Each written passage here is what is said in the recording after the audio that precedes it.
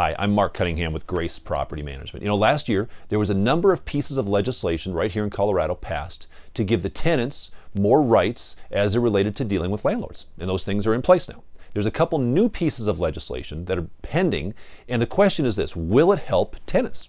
Will it help affordable housing? So let me briefly explain what these laws are and then explain whether or not we think it's going to help landlords. Is it going to help investors?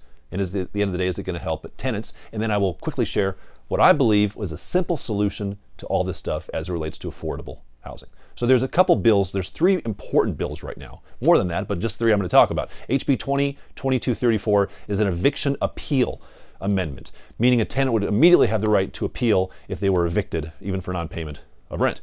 HB 20-1009 is an eviction suppression bill, meaning if a tenant gets evicted, the court could suppress those records so a future potential landlord wouldn't know that that applicant had been evicted. Now, those are not very landlord-friendly bills. However, there's a more important one, and that's HB 20-1141. It's called Concerning Restrictions on the Fees Charged by Landlords. Now, this is coming from a good place. The idea is, hey, we don't want landlords gouging tenants with a bunch of fees and add-ons and things like that. Just their rent is what should be due. Not only that, but it says that we need to cap late fees. So the late fee should be no more than 3%, and you shouldn't be able to charge it until the 14th day of the month. And then if the tenant doesn't pay it, you shouldn't be able to evict them over it anyway.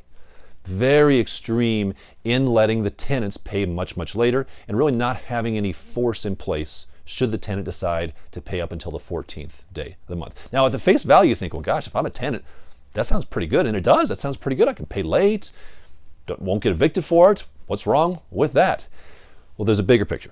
What we have to remember is, how do we want to encourage affordable housing in Colorado? Most owners that own rental property, I'm talking about single family properties, are typically owned by investors that own one or two properties. That's it. They aren't landlords with a giant portfolio. There are people that have lived in the house, they moved out of the house, and they decided to keep it as a rental. And that's great because Colorado needs more rentals. So we have a single family home as a potential rental property. These owners, however, are not sitting on paid off mortgages.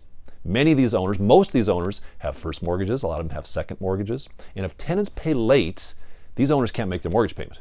And I know because they're our clients and they call if tenants can't pay late. This isn't just us. This is on a statewide level.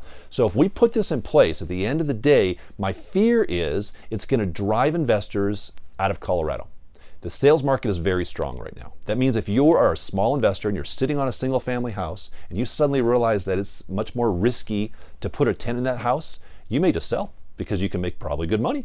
Appreciation rates are up, you're going to sell. And for every single investor that sells, that's one property that comes off the market. And that's one less tenant, that's one more tenant looking for a property to rent in, which is going to drive up the rental rates.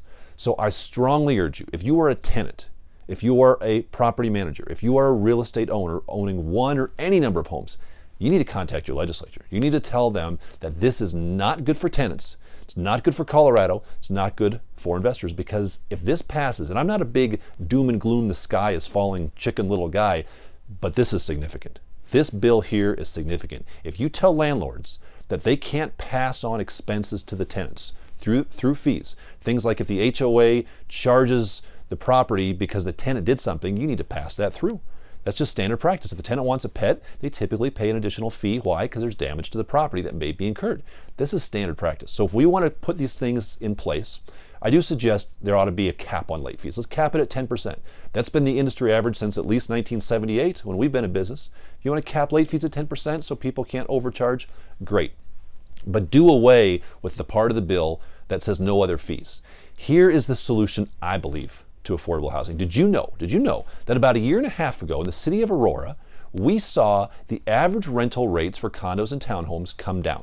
Rents declined in Aurora in the condos and townhome market for a period of time. And we were kind of dumbfounded by that because everywhere else rents were going up, but not in Aurora. Why were they going down in Aurora? And there was still demand, but what we found is a lot of investors were coming into Aurora because they could buy condos, townhomes at a discounted price. They were fixing them up, they were renting them out. And at the same time, new construction was going up. A lot of new construction in Aurora.